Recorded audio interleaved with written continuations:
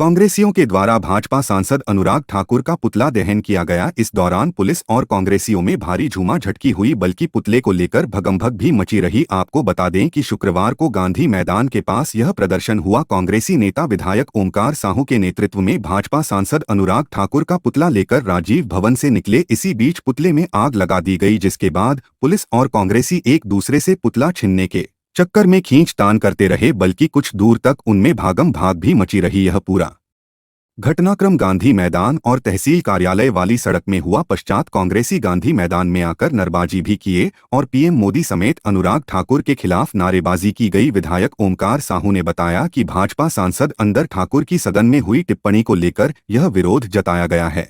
आज पूरे देश के संविधान के हम लोग जो रक्षा के लिए हम लोग आगे बढ़ रहे हैं। कांग्रेस पार्टी आज सदन में हमारे पार्टी के वरिष्ठ बहुत ही सम्माननीय पूर्व अध्यक्ष राहुल गांधी जी सांसद के ऊपर आज अनुराग ठाकुर द्वारा जो टिप्पणी की गई जात को लेकर। आप जानते हैं कि कांग्रेस पार्टी सभी जात, सभी समाज के, सभी धर्म के लिए एक होकर लड़ाई लड़ती है, सड़क से लेकर सदन तक लड़ाई लड़ती है। और अनुराग ठाकुर जी जो वो अपने आप को हिंदू धर्म के ठेकेदार समझते हैं, जो आज हमारे देश के बड़े नेता, हमारे पार्टी के बड़े नेता राहुल गांधी जी के ऊपर टिप्पणी की और जात के लेकर उसी मुद्दे पे हम लोग आज उनका पुतला दहन किए गए। ऐसे नहीं है, क्योंकि देखिए उनकी पुलिस प्रशासन उनकी है, राज्य में उनकी है, केंद्र में उनकी है, और पुलिस प्रशासन को उनको दबाव रहता है। क्या करे पुलिस बेचारे कि उनको अपना ड्यूटी निभाना पड़ता है। हम लोग एक अहिंसा वाले पार्टी हैं, अहिंसा के रूप में लड़ाई लड़ते हैं और एक जो कि हम लोग ज्यादा झूमा झुट्टी भी नहीं करते। पुलिस को भी हम लोग महत्व देते हैं, सम्मान देते हैं।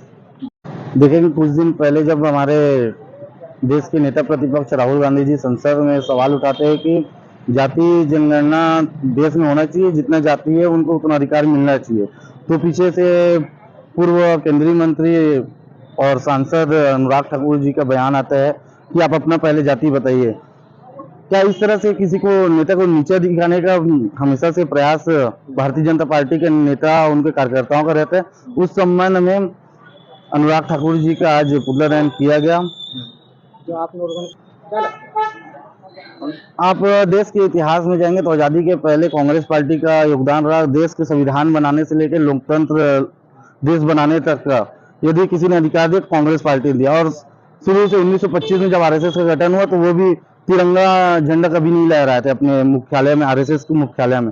इनका शुरू से देश विरोधी लोकतंत्र की हत्या, संविधान की हत्या करने का प्रयास भारतीय जनता पार्टी कर रहा है। और लोकतांत्रिक देश में विपक्ष का कार्य यही है कि वो जब तक सत्ता पक्ष गलत करे, उसका विरोध न करे तो कैसे मालूम पड़ेगा। यहाँ आप देखेंगे धमतरी में जैसे एनएसए, युवा कांग्रेस या सीनियर कांग्रेस कभी विरोध करने आते हैं तो पुलिसिया बल इतना दिखाया जाता है, हमारे कांग्रेस बल अंदर तक घुस जाते हैं, पुतला को निकालने नहीं दिया जाता। फिर भी हमारे एनएसए के कार्यकर्ता, युवा कांग्रेस के कार्यकर्ता, हमारे कांग्रेस के सिपाही इतने मजबूत हैं कि चाहे 1000 पुलिस रहे, 500 पुलिस रहे, जितने पुलिस वाले रहे, हमारे कार्यकर्ता जूझते हुए पुतला दहन करते हैं और अपना विरोध दर्ज कराते हैं। कहीं ना कहीं भाजपा के वो तो सीधा सिंपल सा बात है, भारतीय जनता पार्टी के दबाव में आके पुलिस काम करती है। और देखेंगे आज कितना लचर व्यवस्था है, कानून का लचर व्यवस्था आप सबके सामने। उनको अपना एफर्ट पुलिस को वहां डालना चाहिए, लेकिन उनका प्रयास सिर्फ ये रहता है कि विपक्ष का आवाज कैसे दबाया जाए।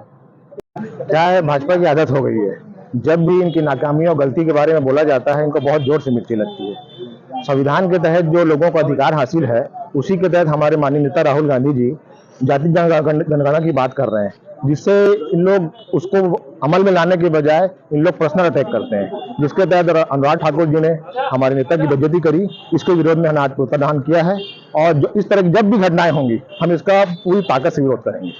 क्या विरोध? अनुराग ठाकुर जी सांसद हैं, अभी उनको तो मंत्रिमंडल में शामिल नहीं किया गया है, अब वो मंत्रिमंडल में शामिल होना चाह रहे हैं। इस तरह की हरकत कर रहे हैं ताकि उनके जो आका हैं उनको मंत्रिमंडल में शामिल कर लें। और वो जो जाति पूछ रहे हैं वहाँ खड़े होकर, अब जाति जनगणना करवाइए, हम बताएंगे जाति क्या है हमारी।